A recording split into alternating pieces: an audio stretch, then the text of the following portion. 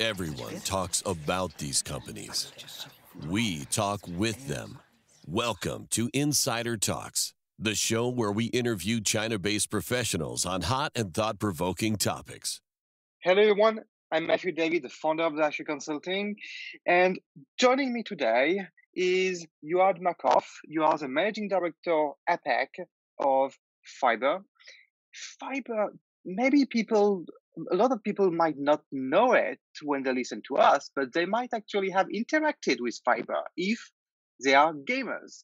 And according to the document I could see from Fyber, half of the planet, 2.5 billion among mobile users, are gamers, and mostly women, by the way.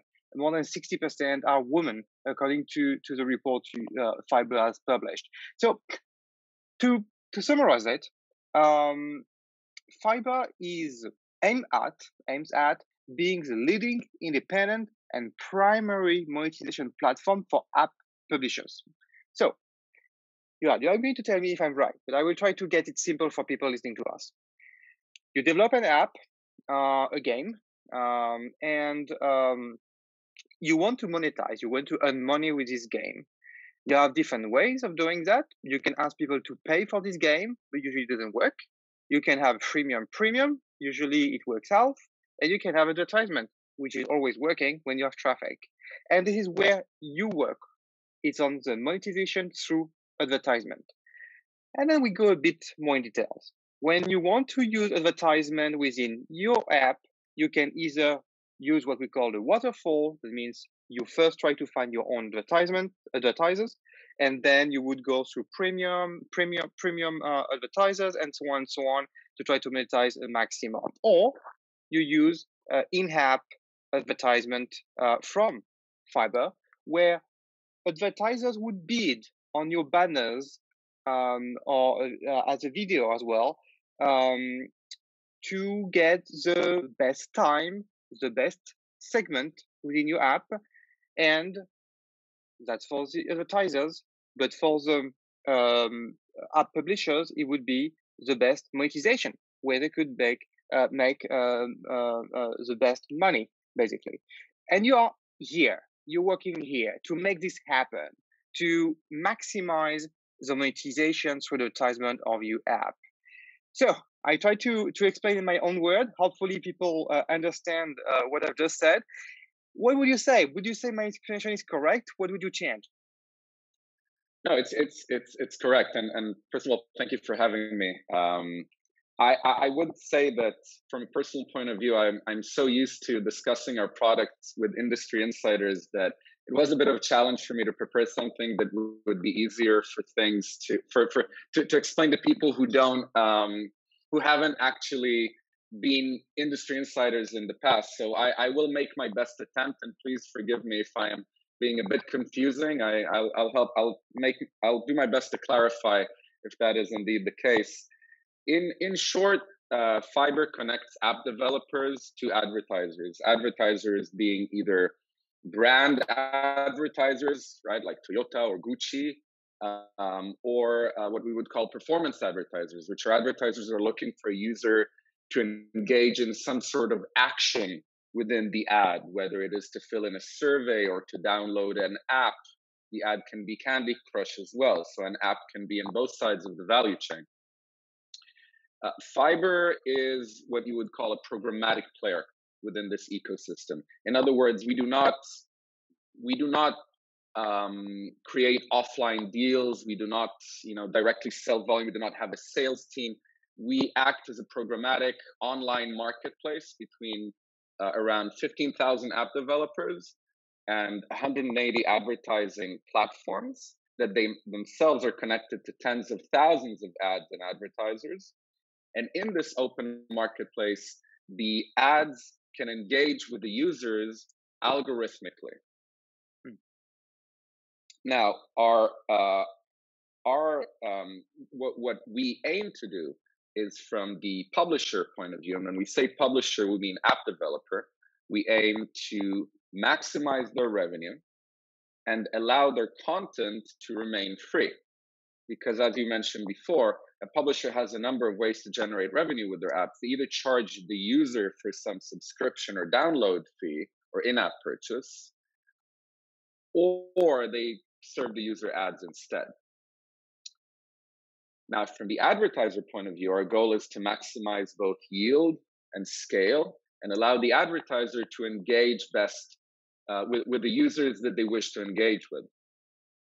Our focus is on in-app. We don't run on web, and definitely we don't run on offline or billboards because that's impossible for now. And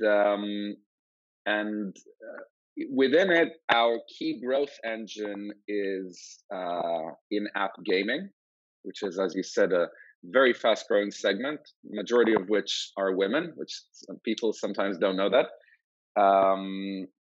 And I'd say that would probably be as short a summary as I can provide on our company. Thanks. When you say in-app gaming, I'm suddenly a bit confused. Do you say that your vertical, the vertical you are aiming at is app developers in the gaming industry, or you are working on the gamification function within the app? So we actually work with game app developers. So okay. If you look at it this way, companies like Zynga and Jam City and EA Sports, they all have gaming apps. These can be hardcore RPG games, or they can be casual games like Solitaire or Sudoku or word games. And especially within the casual game segment, where the in-app purchase function is relatively small and apps tend to be free, this is where app developers actually require serving ads to users in order to survive, in order to finance their continued operation. I see. So to give a perspective to the people listening to us, in the app industry, you have games, but you also have utilities in order to manage your own battery, your contacts, and so on your phone. And you could have a messaging app and so on, as we know, but you have different categories. And within the gaming, with the game vertical, you also have sub-segments, like you say, casual games, first person game. I don't remember how we say it anymore. But in as shooting games and so on, and you had different segments, and you would play a very important role in the casual games. What's the business model? How do you make money? Do you make money by fees on the advertisement, or do the developers have to pay a retainer every month? How does it work? So again, we do have 3 products, but I would try to kind of simplify the whole flow where it can be relevant to the majority of our business. When a user enters an app and is engaging with the app and is entering a page where there is supposed to be an ad, then in the span of around 300 milliseconds, an auction takes place around this user, where basically based on the App Store ID, advertisers can decide whether they want to engage with that user or not. And when I say advertiser, I am referring to the algorithm of these advertising platforms that are connected to our exchange, to our online platform, to our marketplace. And these algorithms decide, do I want to bid on having this user see my ad? And how much am I willing to bid? The winner gets to serve that ad, and actually does serve that ad to that precise user in the span of around 300 milliseconds. So a user might see a very small delay, but there was actually a competition around who would engage with him. And in that point, we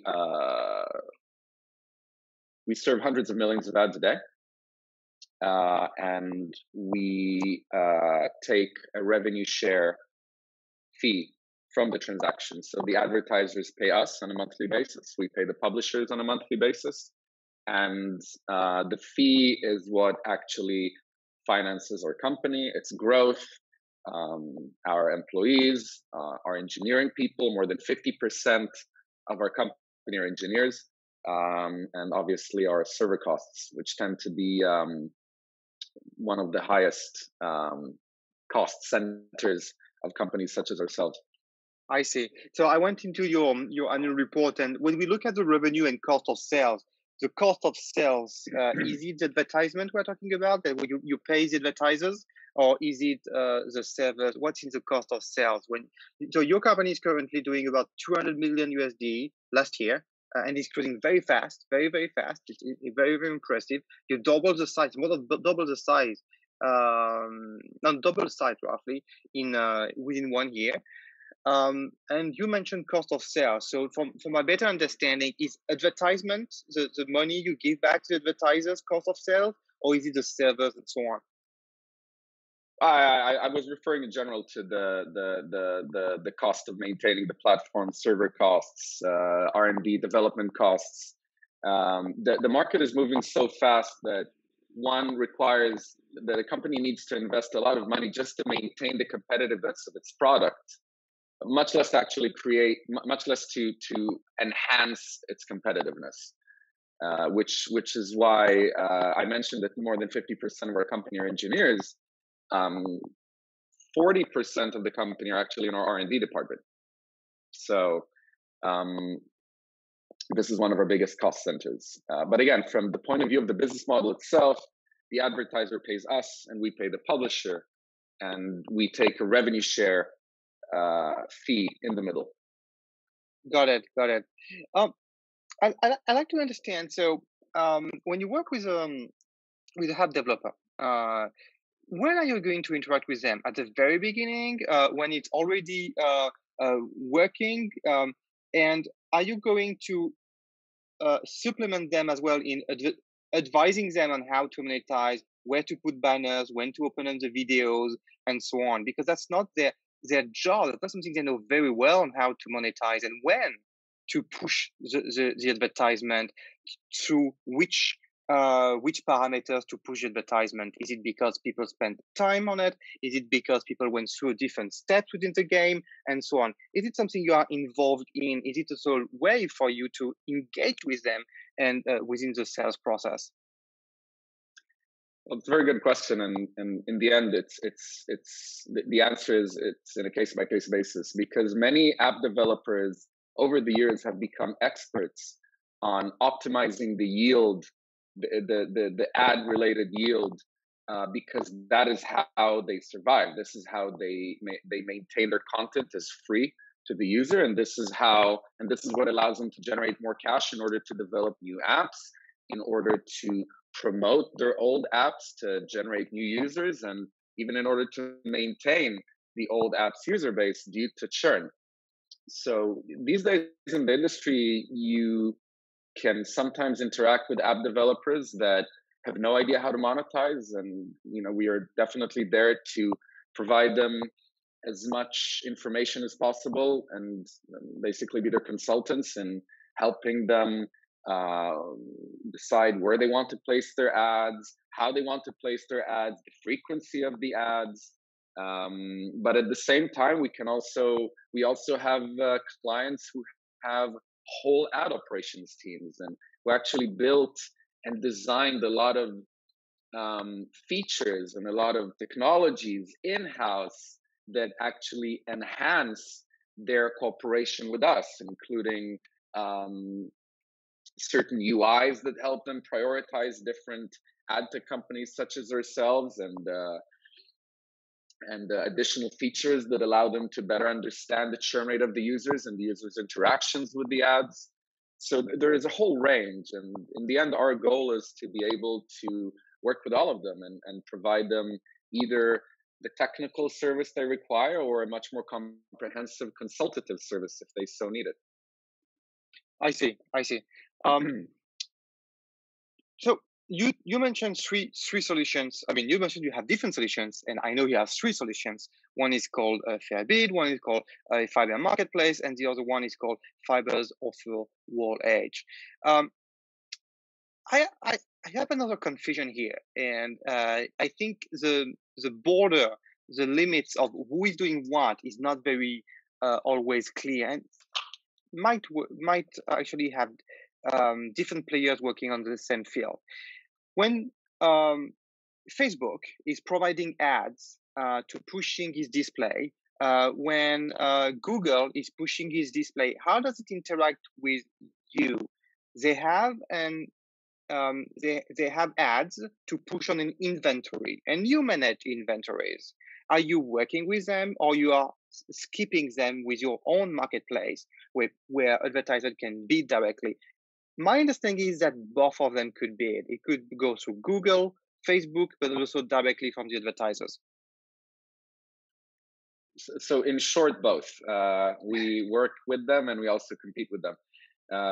Again, Google and Facebook are the dominant players in this ecosystem. The revenue, their share of their combined market share in the in-app ecosystem is around 70%. Having said that, there are certain models where we do work together. So, first of all, and this is important to stress, there is no one app developer that only works with one ad tech company, such as ourselves or Google or Facebook.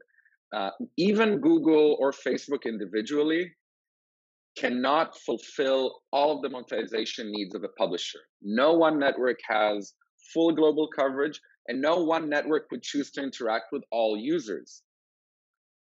As a result, there is always the need to what we would call fill more inventory, to sell more inventory, to backfill. And there are a number of reasons why publishers choose to work with multiple players, on average between 5 to 15 at the same time. The first is, and most important, is to maximize competition, to provide diversity, and also to minimize dependence on one specific player. Especially considering the fact that you have almost a duopoly in the global mobile advertising ecosystem. Back to your question, how do we work together and compete with each other? Two of our key products, one is called Fyber Marketplace and one is called Fyber Fairbid. One of them competes with other networks and the other works with them. And I'll explain quickly how they work. Fyber Marketplace is an independent auction that, as I described before, allows the publisher to maximize his yield and generate ad-related revenue. We have another product called Fyber Fairbid, and Fyber Fairbid allows the publisher to mediate and prioritize all of the players he works with. So, in other words, because each app developer works with 5 to 15 different players, he needs to figure out how to prioritize them, how to decide who gets what, who is at the top of the line, who gets, the first look at the inventory. And so our second product, Fyber Fairbid, allows the publisher to actually prioritize who are the networks that come first, based on real-time data, based on historical performance data. And so under Fyber Fairbid, actually, Google and Facebook can connect through our adapter and with the app developer. And so Fyber Fairbid can prioritize them, while Fyber Marketplace competes with them, depending on which business model the app developer decides to work with us on. I see. I thank you for the explanation. It's much more clear now. So you have this fair bid, which is a very good name, that you get a fair price for your bid, get a fair price for your display, and you are here to maximize the feed advertisement coming from Google, from Facebook, and from others, but also your marketplace, where advertisers could contact with you directly, and you would push their bid and their content within the inventory you have access to. There's a third product, which is Fyber's Offer Wall Edge, if I'm correct, right? What is it about? Yes. So the offer wall is a bit different, and and so in short, the offer wall is not really a platform that serves ads. It's more of an additional feature that app developers can add to their apps if they have a strong virtual currency element within their game. It can be diamonds, it can be gold coins. Everyone who's played game apps in the past will know what I'm talking about. So in order to generate virtual currency, people either watch ads or they acquire them. The offer wall allows a user to earn his virtual currency. A user enters our offer wall, which is actually a wall, a feed with certain offers.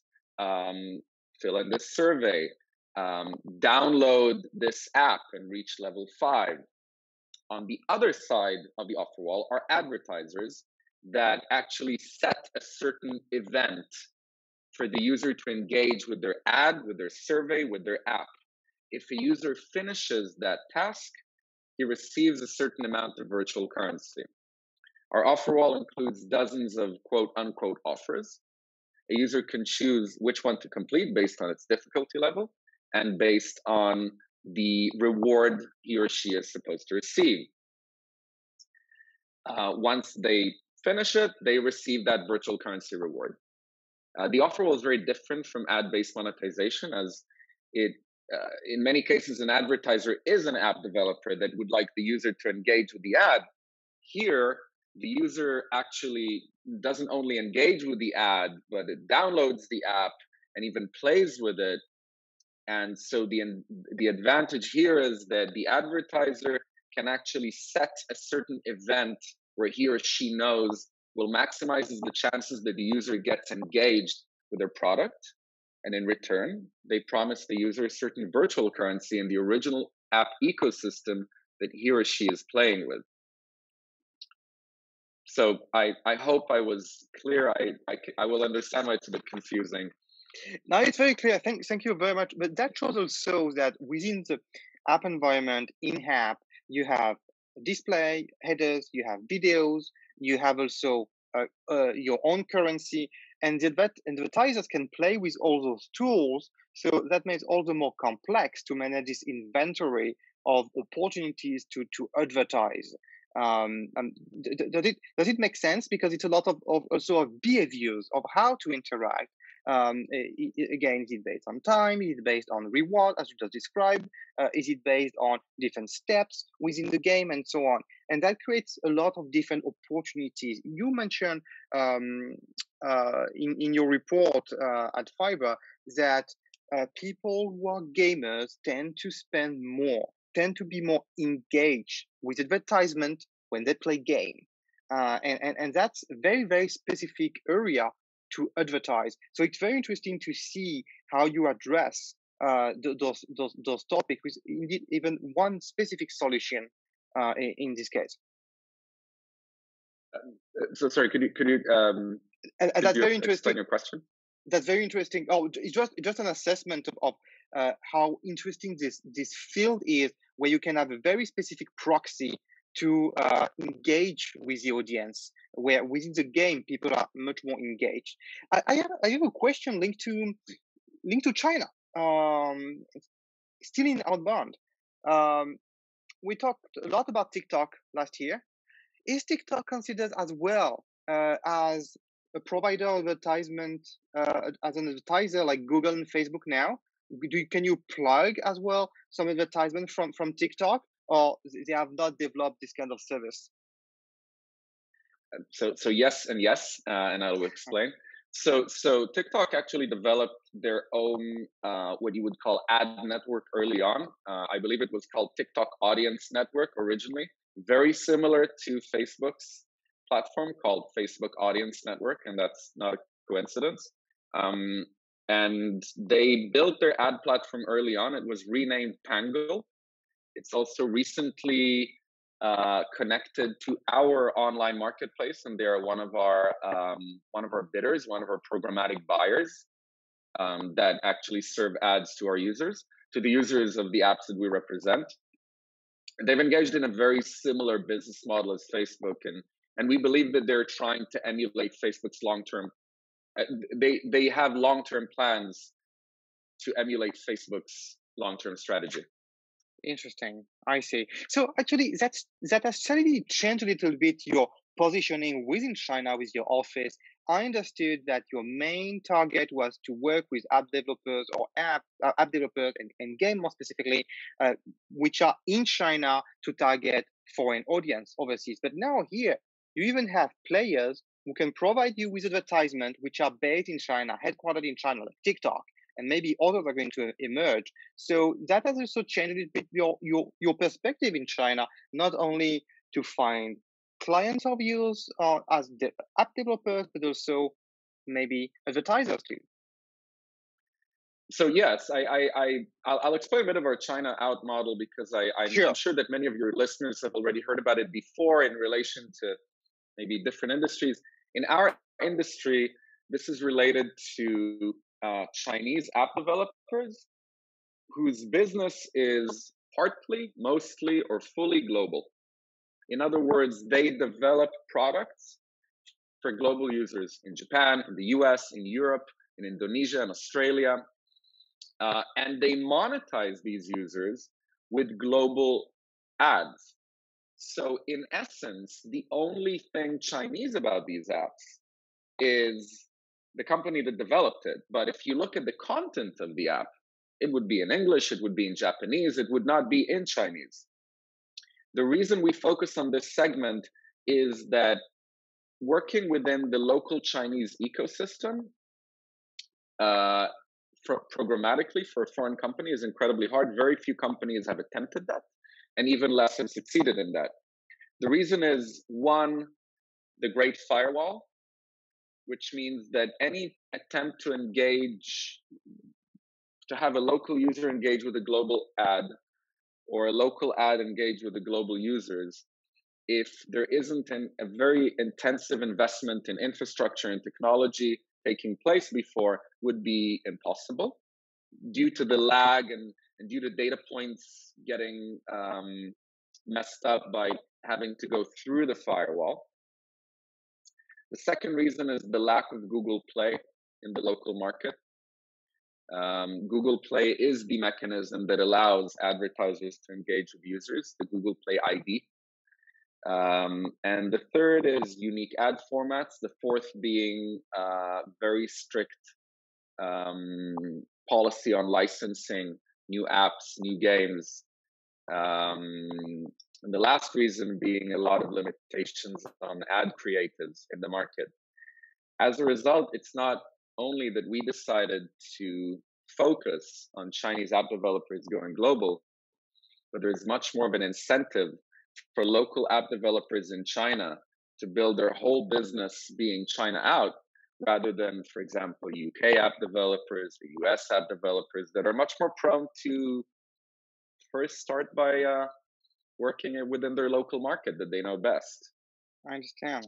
I hope I answered your question here. Yeah. Oh, Good. Sorry, I did forget to mention TikTok. So local advertising platforms can also have that same notion. So because TikTok has so many global users, it wishes to engage with them as well.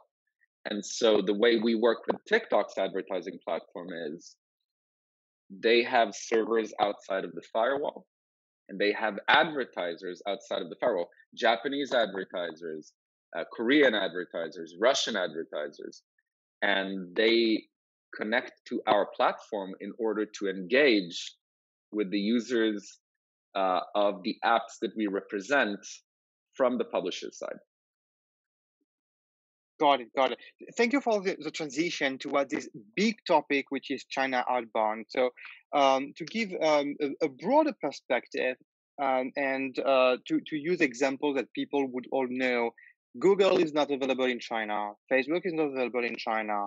Twitter is not available in China, but they have offices in China.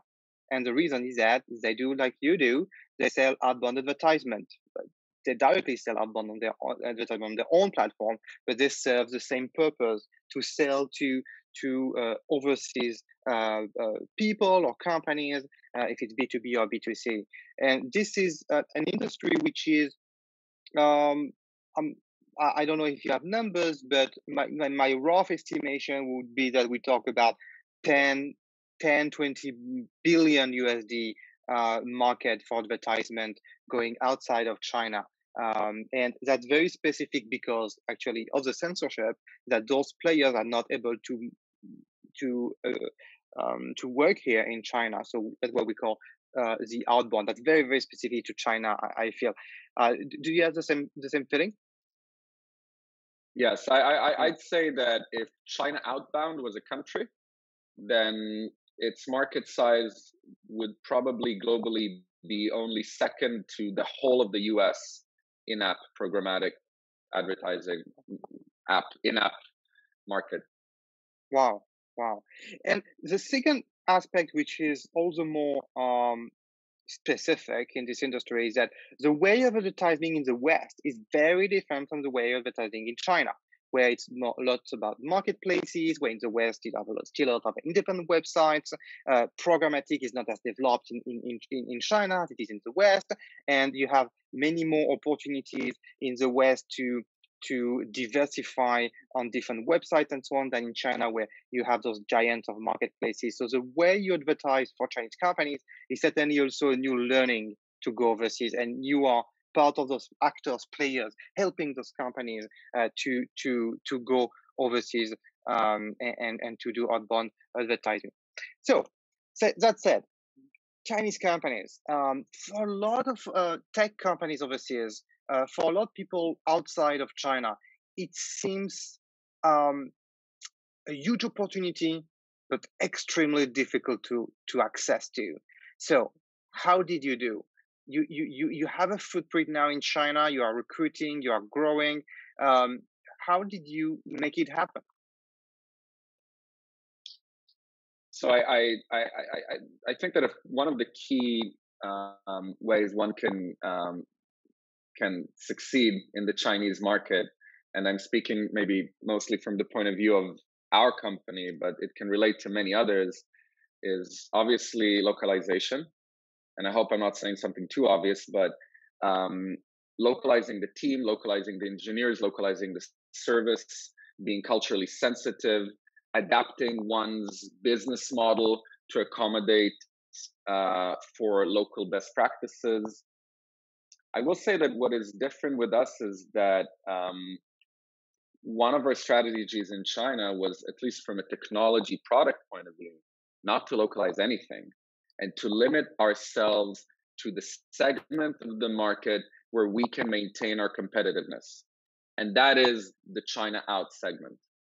And I believe one of the reasons for our success is that we localized our services, but maintained our product that is most relevant to the China out segment. Focusing on this segment, this is where I believe we achieved success.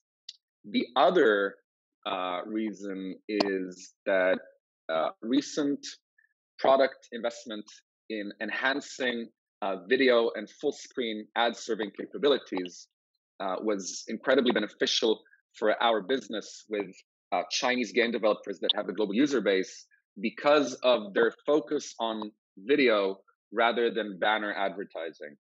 And as a result, since June 2020, we have experienced double-digit monthly growth in our revenue. And we haven't seen that really slow down since. From China, more specifically. Correct. Wow. Yes. So I really like your perspective on the fact that for Chinese app developers, it's important to be overseas. You mentioned the different reasons.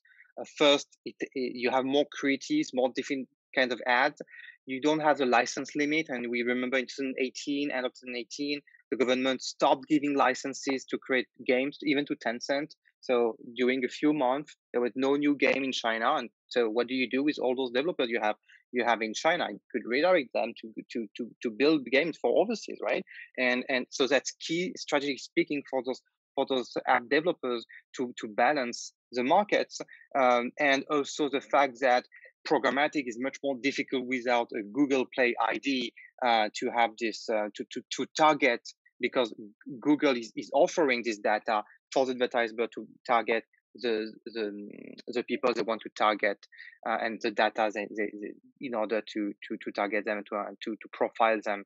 So it's very interesting for me to have this perspective, to see how strategic it is for Chinese app developers to be overseas, because from a developer in China, China is already very big. Why going overseas when you have such a big market? But yes, there is a strategic positioning here. What would be the decision-making process for a Chinese company before working with you? I believe working with you would be a big decision for them. They are going to put your SDK, they are going to put code from you in their app, in their core business. That's not something which is easy to take as a decision. And you are going to be responsible for the monetization. So have you found some patterns of decision-making process in China, whether it is different from the West? And that might be linked to the localization you mentioned. The business model, you said you changed a little bit, and I'm very curious to know what aspect you changed. Well, I'd say that the 3 keys to success with Chinese app developers are: 1, trust; 2, product competitiveness; and 3, word to mouth. So app developers tend to see who their competition is working with, who are the key players, the go-to players, the default players that they work with. And this normally means that when ad tech companies enters the Chinese market, it is, by the way, true for all markets, but even more in China from what we've experienced. The first stages of one's business development tend to be the hardest. Once you successfully start working with some key players, once you've successfully proven that your product is competitive and provides incremental revenue increase to their business, and once you've established a strong connection of trust that includes good service, transparency, communication, at that point, it becomes much easier, much faster to start working with additional players. In the past year, we have reached a point where we are the default player to work with most app developers that are either beginning their global business, starting their global business, or adding new apps. And so I'm happy to say that we have reached that stage. I see. Interesting to say that it's word of mouth. So basically, when you have a good product in China, you're able to build trust through transparency, as far as I understand. And transparency is a big word in advertisement industry, right? It's because it's difficult to give full transparency of what's happening, especially with programmatic and such a fast bidding system. With that, the word of mouth works for you. So the third pillar you were saying, trust, word of mouth, competitiveness of product. Good product, you build trust through a few elements like transparency, and then the word spread in the market. And so far, you have been busy to address those requests of inbound coming to you because of this word of mouth, if I'm correct. That is correct, yes. What the business model have changed? What have you changed in the business model? Well, in many cases, we specifically in relation to China, we didn't necessarily change the business model. I'd say that we changed the way that we work with our clients. So we have a much higher proportion of local Chinese engineers working at Fyber that provide the client much closer service and support. There are many companies that have their whole engineering teams outside of the region, and there is that, and one of the things that we emphasize is providing that close technical support, technical consultancy. We have our engineering team actually visit our clients, sit with their tech teams, help them implement new features, help them integrate our code, make sure to debug any potential problems that might arise. Maybe I wouldn't call that necessarily a business model, rather an enhanced service model, because many Chinese companies tend to try and develop their own proprietary technologies to work together with Google, with Facebook, with us. This can provide them some benefits, but it also creates additional challenges from a technical point of view, because then it means that working with these clients is less of a standardized business model than working with, for example, clients from Japan or from the US that tend to focus less on building their own proprietary advertising related technologies or support technologies. And so this is where closer work with our tech teams and more attention given can not only provide a superior product, superior results, but also much better service and thus a much better reputation in the market. I see. There's another friction that could happen between China and the rest of the world is currency exchange. I'm very curious if that's a friction for you, because in some way you are collecting money for them through advertisers which are in the West. They are based in China. They are transacting for the currency. You have limitation. You have control. How does it work? All this, is it a friction you had to address? You had to change a bit your product because of that, or actually that's something which is easy to solve? I don't see how easy it is, but it's easier than what I think maybe. Interestingly enough, all of our advertisers actually pay us in US dollars, regardless of country. So Chinese advertisers would pay in US dollars as well. Chinese publishers would receive payment in US dollars. In many cases, they will set up entities and bank accounts in Hong Kong or in Singapore. And this is also a strategy of theirs to maintain a business with a global currency. I see. So that's not a big issue. Is something. It's not only not a big issue. It's preferable for Chinese app developers to have that, and I'm sure this was covered by you guys in many other industries as to why that is the case. Let's talk about present days and the future. We should be at the end of a major crisis in the world for some players, not for everyone. And I believe for you, it was not that a crisis last year, but the pandemics. And so I like to know, how did the pandemics affect you? It seems your numbers are very good. So people spend more time on games, spend more time online, and maybe that's been very beneficial to you. But I like to hear from you. Well, I'd say from a personal point of view and also my team's point of view, it's been a very tough year. If we look at the business specifically, I would say that it's been quote unquote helpful overall. Now that really depends on which vertical you look at within our ecosystem. Do more users play with apps? Yes. Do they engage more with ads? Correct. So you would say the inventory pool is larger. From an advertiser point of view, obviously, if the advertiser is an app developer, they would have more users that they could engage with. So obviously, the in-app ecosystem has grown. But brand advertisers suffered a lot. Brand advertisers that represented physical products tended to suffer much more. And I believe there was a 30 to 40% drop in brand ad spend over the course of 2020. That did negatively impact part of our monetization ecosystem, if you'd call it that. But overall, it did grow. Yeah, your numbers again, 2019 over 2022 over 2019 is yeah, something like 80% growth, right? Worldwide. So it grew in a Correct. very substantial way, but maybe because of what you did internally and your reorganization. And we know that you have reorganized the team over the last 3 or 4 years as a company. That may be also the results of this reorganization and not only the circumstances of the pandemics. Yes, definitely. I mean, the pandemic.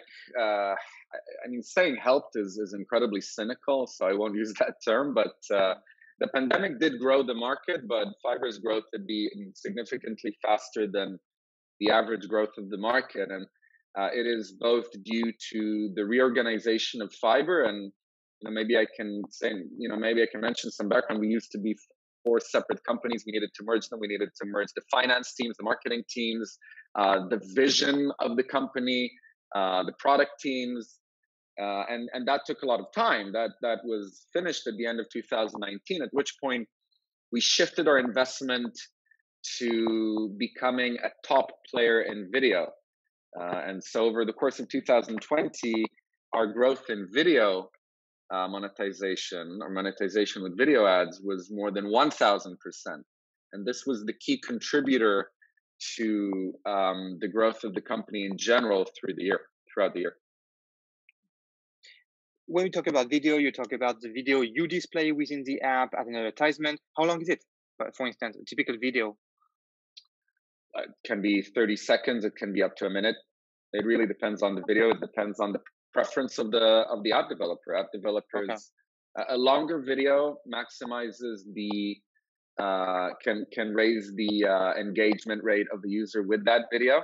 Can provide more interesting content. Can having said that, it can also annoy the users. So an app developer always needs to balance between maximizing ad-based revenue to making sure that it doesn't impact the user experience.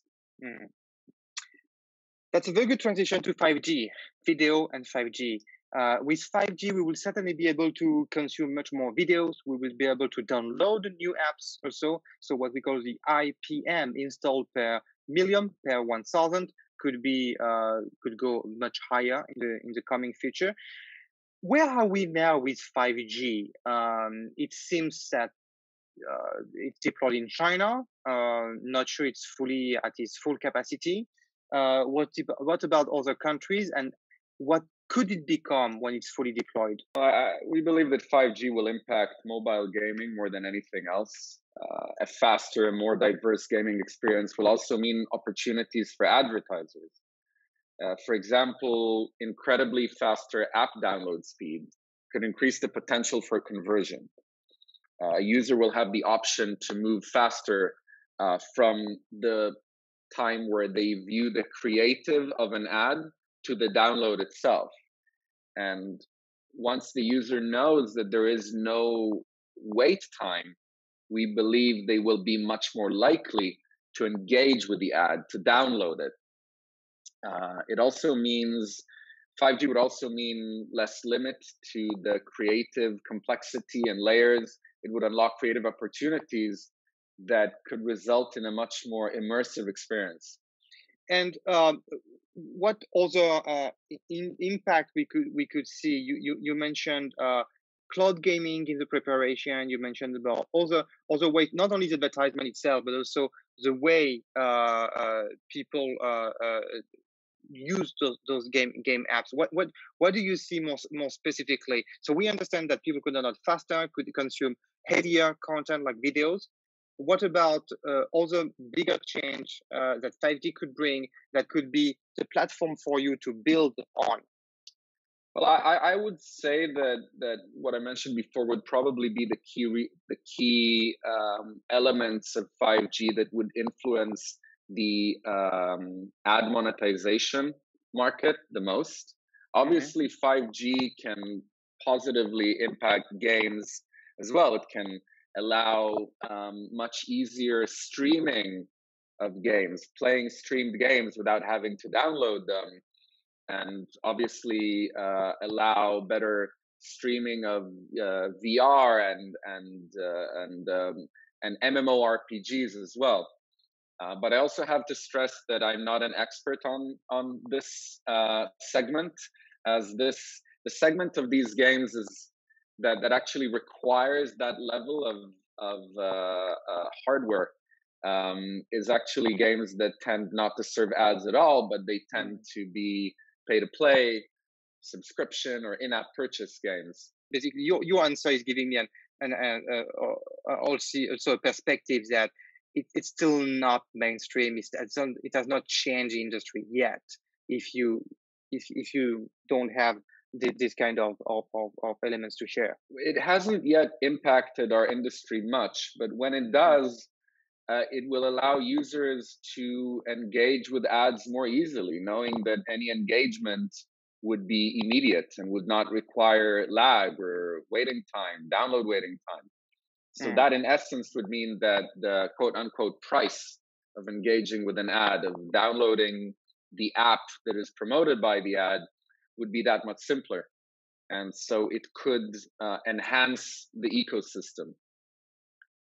The applications for 5G are obviously much, much wider than the ad monetization part of it.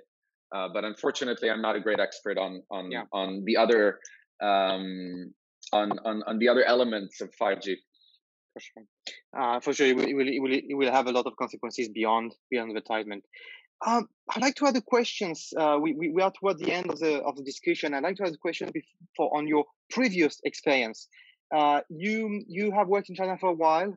You have worked in Qunar as well, which was a foreign-funded company, and successfully got acquired by Sina and went to IPO afterwards. How do you analyze the success of Qunar in a very, very competitive landscape at the time already? So I'd say Qunar grew. Qunar was partially foreign invested. It was also invested by Baidu, which became their majority shareholder. I believe that they actually made a business decision that was maybe similar to Fyber's business decision, which is they chose to compete in an ecosystem where they did not actually have much competition. Their main competitor was Ctrip, Xiecheng, which afterwards ended up acquiring them. But at the time, the Qunar had one big competitor in the market. There was also Elong, which I think is a long forgotten advertising platform for people who maybe arrived in the country in the last 5 years. But the key difference between Qunar and Ctrip and Elong was that they were not an online travel agency. They were an online travel meta search, more similar to Hitchhiker and Kayak. And in that specific vertical, they had no competition in the market. So as a meta search, most of what they did was provide the user multiple results from more than a dozen online travel agencies for every specific booking they have.